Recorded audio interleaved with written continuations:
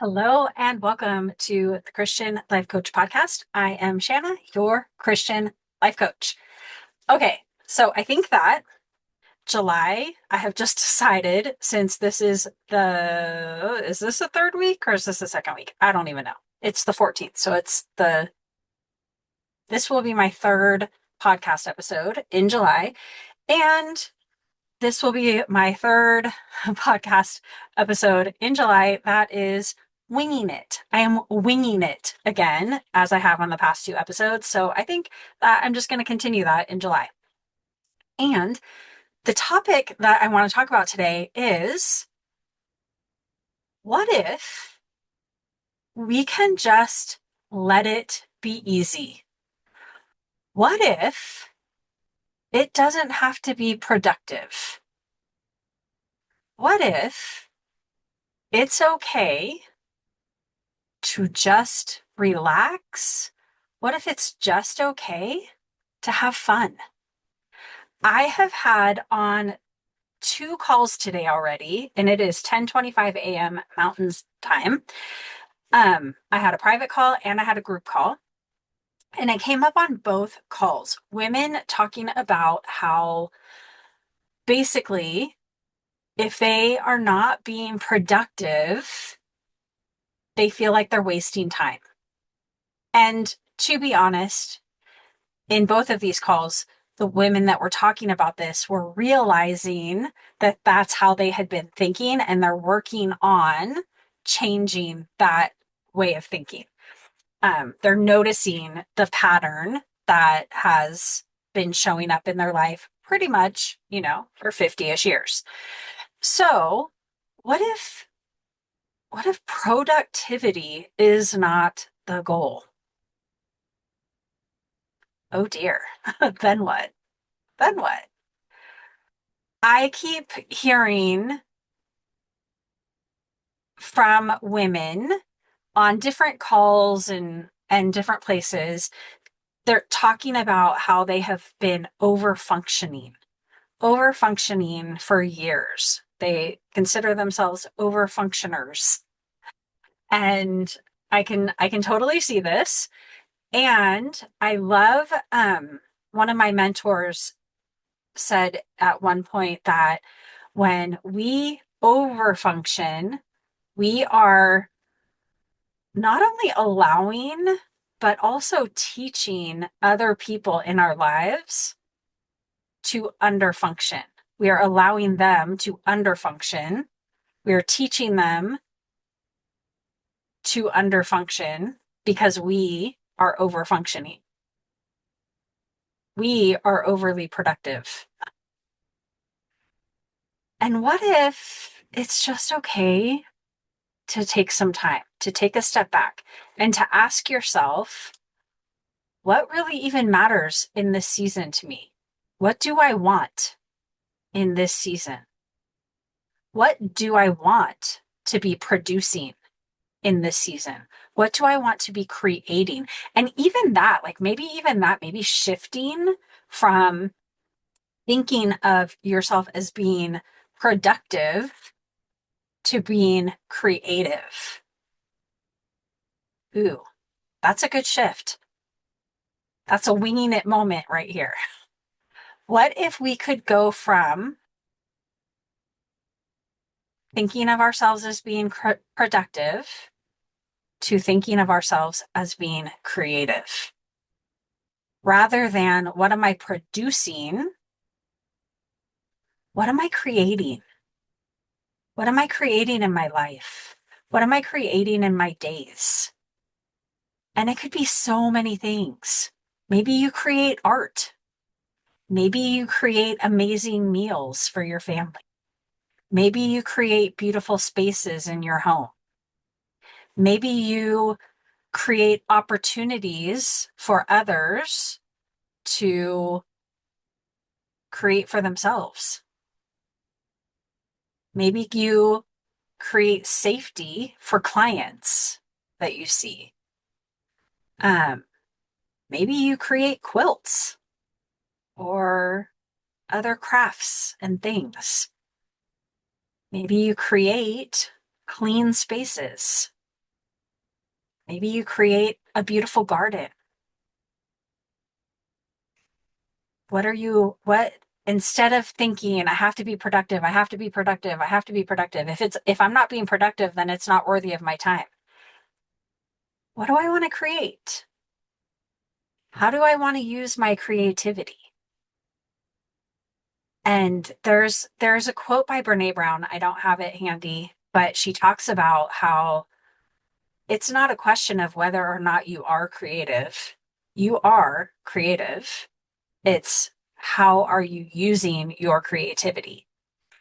And she says unused creativity is not benign. It I'm not going to be able to say this word. It metastasizes. I said it. Unused creativity is not benign. It metastasizes. It has an impact. So when we're keeping that creativity inside of us, and we're stifling our creativity, it's not benign. It is having an impact. And and what confirms this is you are made in the image of Creator God, the creator of the universe. His creativity is awe-inspiring. There are no words to describe his creativity, and you are made in his image. Therefore, you are also a creator. You are also creative. You might not be artistic. I had that I came to that realization at one point. I am creative. I am not artistic, but I am creative. And so are you. So, what is it that you want to be creating at this time in your life, in the circumstances within which you live? What is it that you want to be creating? And it could be, like I said, it could be anything. You want to be creating delicious breakfasts and thinking of making those breakfasts as an act of creativity and creation. Do you want to create, and this is something that is on my mind. I want to work on creating more beauty in my home. I was just walking through my kitchen the other day, and I have an open concept kitchen, dining, living room. And so I have um, the kitchen island, and between the island and the counter where the stove and stuff is, there's a walkway. And I had these very functional padded mats. They weren't rugs, but they were mats, like padded mats, a smaller one in front of the kitchen sink and a longer one in front of the stove. Or maybe that's, no, opposite, whatever. It doesn't really matter. And I was walking through there the other day and I was like, why do I have these in my house? Very functional, padded mats in the kitchen. And they're a light gray with like a darker gray kind of, um, I don't know, frame kind of thing within the middle of it, a big rectangle. And they're not pretty, but they're very functional, but not pretty. And my house, pretty much everything in my house is gray. And I was walking through the kitchen. I'm like, it's just not pretty. Why do I have these? Why are these in my house? And I immediately got on the Amazon.com, my Amazon app, and I found a pretty rug to put down in that space. And it came yesterday and it's beautiful. It brightens up the space. I also ordered a new rug for my living room. We have hardwood floors, and I ordered a bright, flowery, giant rug for my living room to replace the very dingy rug that has been there for a long time. And I've just been thinking, I want to brighten up my house. I want to bring some color into my house. I want to create more beauty in my house. Now, in the whole scheme of the world, does that really matter? Is that productive? No. But every time I have walked in that kitchen since I put that rug down yesterday, I'm like, oh my word, I love this so much. It's so pretty. It is so much prettier than those gray mats, padded mats on the floor. I don't know. That just, hey, I'm winging it here, right? Wing it with me. So, where is it that you want to create to bring your creativity? And how can you just think of things that you already do in your days differently instead of thinking, I have to cook dinner for the family again. I have to clean this. I have to do that. I have to in order to be productive. Can you think about it differently? Can you think about how you're creating order? Can you think of how you're creating peace in your home through decluttering or, yeah, decluttering, cleaning up, whatever? Instead of I have to make dinner, how can I create a meal for my family from love? And just thinking about it as creativity rather than a task to accomplish. And it sounds so silly. It can sound so silly, but honestly, the way that we think about things changes the energy from which we do the things. The way that we think creates the feeling that we're experiencing, and the feeling that we're experiencing drives our actions. So we can either take these actions through, I have to do this feeling resentful or pressure or whatever. And we can do those, we can do the thing from that place of pressure, resentment, maybe low level resentment, obligation, or we can do that same task from a totally different energy. If I'm thinking, I love creating delicious meals for my family, and if I'm telling myself that as I'm working on the meal and I'm generating emotions of creativity and love and generosity, cooking dinner becomes a totally different experience. And it's the same with anything else that we do. This took a little bit of a different direction than I intended, but that's okay. How can we find enjoyment in the things that we do on a regular basis? And can we eliminate the need to be productive?